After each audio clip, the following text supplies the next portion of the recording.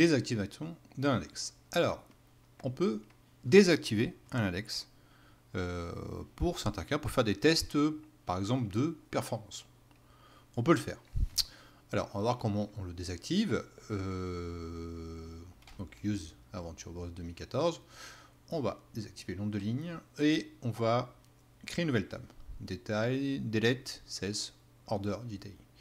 Donc c'est parti, je crée cette table et je vais insérer des valeurs dans cette table. Pour l'instant, rien de très méchant.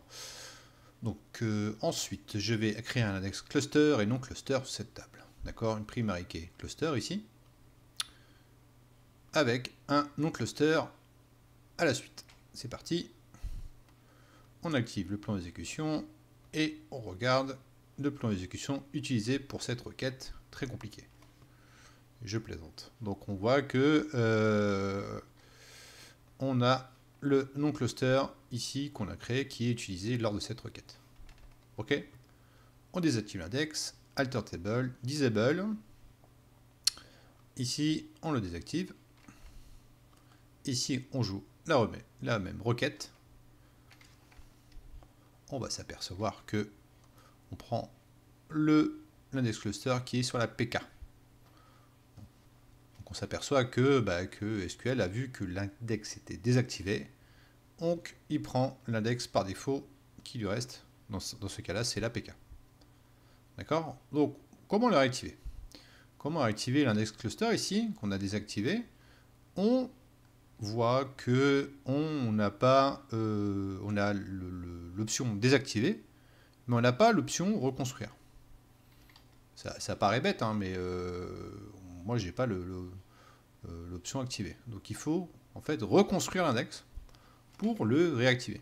Donc si je fais un rebuild partition all sur l'index qui est ici, d'accord, donc je vais pouvoir réactiver cet index que j'ai désactivé auparavant.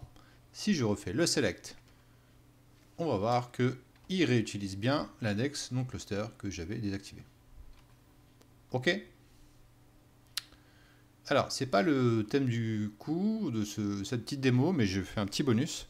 On va voir, généralement on fait des tests de désactivation d'index pour voir, ça m'est arrivé, pour voir les temps d'insertion qu'on peut avoir sur certaines tables, à forte volumétrie. D'accord, donc je vais faire des pauses dans cette démo, donc je vais insérer cette même valeur 50 fois. Et je vais prendre le temps que ça va prendre, le temps que ça va mettre. Ok, allez, c'est parti. Ok, on est à 1 minute 10. D'accord, donc c'est ici 1 minute 10 au niveau du temps. Ok, donc on va noter le temps. Donc j'ai bien pris aussi le soin de désactiver le plan d'exécution hein, quand j'ai fait insertion, parce que sinon ça aurait été plus long et ça n'aurait pas été très parlant pour le test. On va vider la table. Je vais désactiver l'index et je vais réinsérer une nouvelle fois 50 fois. C'est parti. 50 secondes. Donc on a mis 50 secondes au lieu de 1 minute 10. On a gagné 20 secondes. Par contre, on n'a pas compté encore le rebuild index. Donc on va reconstruire l'index. On va voir combien de temps ça va prendre. Parce qu'il ne faut pas oublier que si on ne construit pas l'index, il n'est pas disponible. Donc ça a mis 3 secondes. 3 secondes, donc 53 secondes au lieu de 1 minute 10. D'accord, on a gagné 17 secondes. 17 secondes.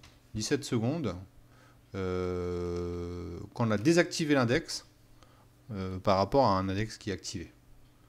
Donc on a quand même un gain de temps non négligeable pour des petites insertions, hein. C'est pas des grosses insertions en masse, mais il faut d'abord, au lieu de partir sur cette solution, il faut être extrêmement vigilant.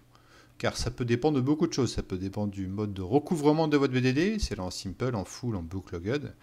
La taille d'incrémentation de vos logs, il faut être très large. Quand par défaut on laisse des logs assez larges pour éviter qu'il y ait des autogros des logs et qu'on perde du temps par rapport à ces autogros. Et donc calculez bien la somme d'insertion plus la rebuild index. Pourquoi pas aussi essayer du book insert hein, ou soit via le BCP. Hein.